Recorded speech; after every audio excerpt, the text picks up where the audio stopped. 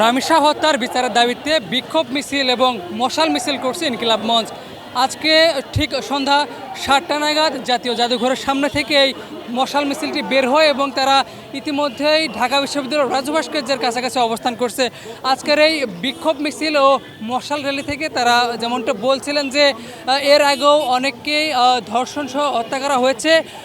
আসিয়া থেকে তনু কোনো হত্যারই এখন পর্যন্ত বাংলার মাটিতে বিচার কার্য সম্পন্ন হয়নি, যার কারণে এই সকল হত্যাকাণ্ডগুলো বারবার বৃদ্ধি পাচ্ছে এবং এখন পর্যন্ত বাংলাদেশের যে বিচার ব্যবস্থা সেটি নিয়ে সেটির ফাঁক ফোকর দিয়ে মূলত অভিযুক্ত যারা তারা বের হয়ে যাচ্ছেন, এরকম তারা কথাগুলো বলছিলেন। তার পাশাপাশি তারা নানা রকমের স্লোগান দিচ্ছিলেন যে জুলাইয়ের বাংলায় ধর্ষকদের ঠাঁই নাই, শহীদ হাদির বাংলায় ধর্ষকদের ঠাঁই নাই, এরকম সহ নানা ধরনের বিক্ষোভ মিছিল এবং মশাল র্যালি থেকে তারা স্লোগান দিচ্ছিলেন।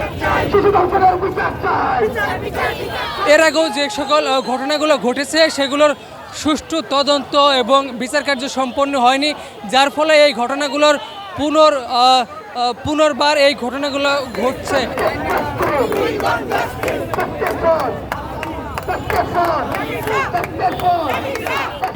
দর্শক, যেমনটা দেখতে পাচ্ছেন যে ইনকিলাব মঞ্চ আজকে যে মশাল ও বিক্ষোভ মিছিলটি তারা করছেন, আপনাদের যদি একটু জানিয়ে রাখি, গত 3 দিন আগে রাজধানীর পল্লবীতে ক্লাস 2য় বর্ষে পড়া এক শিক্ষার্থীকে নির্মমভাবে ধর্ষণ এবং হত্যা করার পর সারা দেশেই ঘটনাটি আলোচিত হয়েছে এবং এই ঘটনার প্রেক্ষিতেই মূলত ধর্ষণকারীর বিচারের দাবিতেই সারা দেশ উত্তাল হয়ে রয়েছে বলা চলে। তারই প্রেক্ষিতে ইনকিলাব মঞ্চের আজকে যে মশাল মিছিল ও বিক্ষোভ মিছিল সেটি এই মুহূর্তে দেখতে পাচ্ছেন।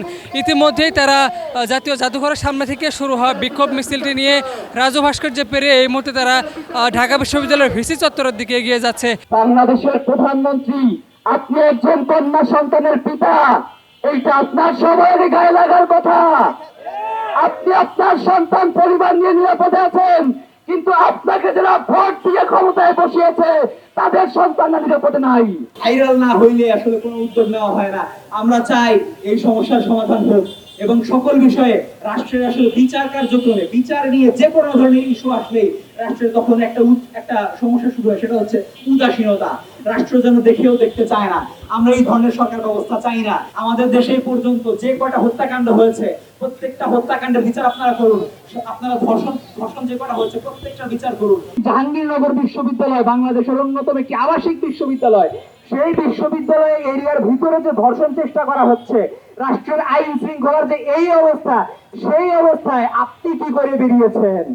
আপনাকে আমরা দেখতে পেয়েছি, আপনি আপনার পরিবার পরিজন নিয়ে সিনেমা দেখতে গিয়েছেন, আপনি বিভিন্ন স্কুলে গিয়ে বিভিন্ন ধরনের সাংস্কৃতিক অনুষ্ঠানে আড্ডা দিচ্ছেন। এইটা কি আমাদের দেখার কথা ছিল? আপনি যে ধরনের কর্মকাণ্ড করছেন, আপনি তো পূর্ববর্তী সময়ে শেখ মুজিবকে সমালোচনা করেছেন, আপনার গতিপথ তো শেখ মুজিবের দিকেই যাচ্ছে। এখন আপনার যে অবস্থা, আপনার তো অবস্থা প্রধানমন্ত্রী তারেক রহমানের মতো না, আপনার অবস্থা বর্তমান সময়ে চকোলেট বয় তারেক রহমানের মতো। আমরা বাংলাদেশে 200+ আসন দিয়ে কোন একটি দলের প্রধানকে আমরা চকোলেট বয় হওয়ার জন্য ক্ষমতায় বসাই নাই। আমরা বাংলাদেশের নির্বাচিত সরকারের প্রধানমন্ত্রী হিসেবে তাকে ক্ষমতায় দেখতে চাই। শুধু রামিসা হত্যা না, এর আগে ফ্যামিলি কার্ডের প্রলোভন দেখিয়ে এক নারীকে ধর্ষণ করা হয়েছে। আমরা কার কাছে বিচার চাইতে এসেছি?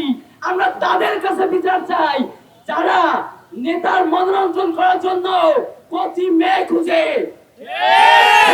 জানাই। আমরা তাদের কাছে বিচার চাইতে এসেছি। আমাদের বন্ধুদেরকে আর কতবার এরকম ধর্ষিত হতে দেখবো? আমাদের বোন ধর্ষিত হয়, তারা কবরে যায়, খুনিরা প্রকাশ্য ঘুরে বেড়ায়। আমাদের এই ভিক্ষার কারণ ভাষা আমাদের নাই।